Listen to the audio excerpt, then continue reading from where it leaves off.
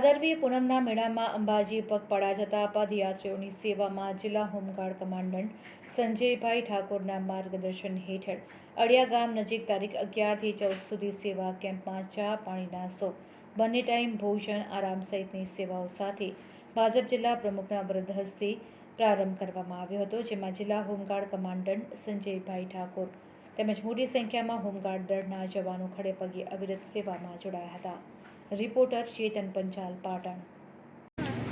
પાટણ જિલ્લા હોમગાર્ડ દળ વતી ભાદરવી પૂનમે માં અંબાના સાનિધ્યમાં દર્શન કરવા માટે સમગ્ર ગુજરાતમાંથી લાખોની સંખ્યામાં લોકો જ્યારે દર્શન કરવા જઈ રહ્યા છે, ત્યારે સમી, હારીજ, રાધનપુર, સાતલપુર, શંખેશ્વર તાલુકાની જનતા માટે પાટણ જિલ્લા હોમગાર્ડ દળ વતી ચા, નાસ્તો, બપોરના જમણવાર, સાંજનો જમણવાર તેમજ મેડિકલ કેમ્પની અમારા ડિપાર્ટમેન્ટ વતી વ્યવસ્થા કરવામાં આવેલી છે।